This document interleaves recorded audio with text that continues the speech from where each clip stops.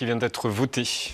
Et oui, parce que figurez-vous que pendant que la commission mixte paritaire tripatouillait la loi immigration, il y avait une autre commission mixte paritaire qui bossait de son côté, qui a aussi fait adopter une loi il y a 2 jours, une loi qui concerne la fameuse question des restitutions, le fait que la France rende certains objets à leur pays d'origine. C'est à la fois un des grands débats culturels de notre époque et aussi un vrai enjeu géopolitique. Progresser sur la restitution, c'était une des promesses d'Emmanuel Macron, parmi d'autres promesses qu'il a faites. Et vous avez été, Édouard Philippe, le visage de cette promesse quand vous êtes allé en novembre 2019, en tant que Premier ministre, rendre symboliquement au Sénégal un sabre du XVIIIe siècle, exposé jusqu'ici au musée de l'Armée à Paris, et qui était réclamé par Dakar. Alors, Édouard Philippe, évidemment, je ne vous apprends rien sur ce dossier. La question des restitutions est compliquée, entre autres à cause d'un principe qui est aussi dur à contourner qu'à prononcer, l'inaliénabilité des collections nationales. Tout ce qui rentre dans les musées nationaux appartient à l'État et aux Français, donc on n'en sort pas quelque chose n'importe comment, c'est très compliqué. L'enjeu, c'est donc de créer petit à petit des entorses à ce principe-là. Et il y a 2 jours, le Sénat a acté une entorse un peu spéciale qui autorise la restitution des restes humains qu'il y a dans nos musées. Parce qu'en fait, on en a plein. Si on va rien qu'au Musée de l'Homme à Paris, ils ont dans leur collection environ 20 000 restes humains, dont environ 18 000 crânes, collection et exposés.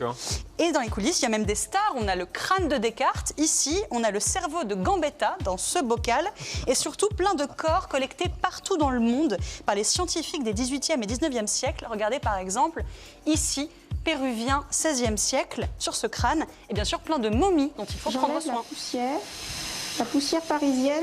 Ah bah voilà, merci Hidalgo. La poussière de Paris va nous tuer les momies. Tout ça, à l'origine, c'était un projet scientifique, créer un échantillon de toute l'humanité pour l'analyser. Sauf qu'aujourd'hui, les dépouilles, toutes ces dépouilles dans nos collections, elles soulèvent de nombreuses questions éthiques. Et il faut avoir conscience que parfois ces corps qui sont pour nous juste des corps, en fait, ils ont une énorme importance pour leur pays d'origine. Un seul exemple parmi tant d'autres, ça fait des années que Madagascar nous demande de leur rendre un crâne d'un guerrier de la fin du 19e siècle. Certains pensent que ce serait le crâne d'un roi, le roi Toera, qui a mené une rébellion et s'est fait décapiter par les Français en 1897. Et bien ce roi-là, dans une partie de Madagascar, il est un véritable symbole historique. Il fait encore aujourd'hui l'objet de cérémonies traditionnelles rituelles. On voit une photo ici, le bain des reliques, je crois, si je ne dis pas n'importe quoi. Donc on comprend très bien l'importance de rendre ces reliques-là au pays d'origine. C'est pour ça que la loi qui a été votée il y a 2 jours est un pas en avant, parce que c'est une loi cadre globale qui va faciliter les choses. Et puis chaque loi qui vient amender cette fameuse inaliénabilité, c'est un potentiel pas en avant sur la restitution d'œuvres en général. Donc, Édouard Philippe, qui sait, peut-être que bientôt vous irez rendre d'autres sabres dans votre futur emploi éventuel. C'est une question assez passionnante. Elle est très technique, elle est juridiquement compliquée, elle est même artistiquement, si je veux dire, culturellement, philosophiquement compliquée. Sur les restes humains, vous avez en effet tout ce qui a été accumulé pour la science. Vous avez aussi, je me souviens très bien du musée de Rouen qui avait des restes de têtes maoris et qui justement avait déjà fait l'objet d'une démarche pour... Alors jusqu'à présent, comme on ne pouvait pas rendre, on faisait des prêts de long terme.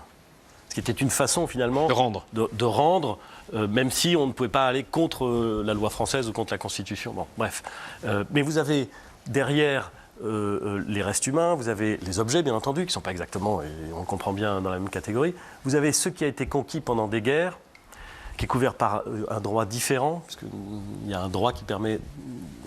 Et vous avez des oppositions féroces. Les Grecs demandent depuis des années aux Britanniques, c'est-à-dire qu'on est entre Européens, si j'ose dire, la restitution des frises du Parthénon. Le musée à Athènes du Parthénon, qui est construit en bas de la colline, a laissé des trous dans les frises, dans les reproductions des frises, en attendant, entre guillemets, que la restitution par les Britanniques, qui évidemment n'en veulent pas. Et au Louvre, vous avez, pas seulement au Louvre d'ailleurs, vous avez des œuvres, un nombre infini d'œuvres qui ont été ramenées d'Égypte, de Grèce, d'Égypte à un moment où on n'a pas exactement demandé aux autorités locales s'ils étaient d'accord. Et dans tous les musées du monde, il en est ainsi.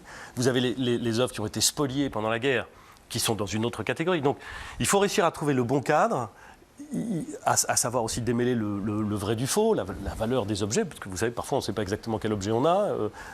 Donc c'est très compliqué.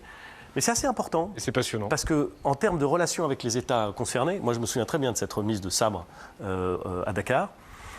C'était un symbole fort.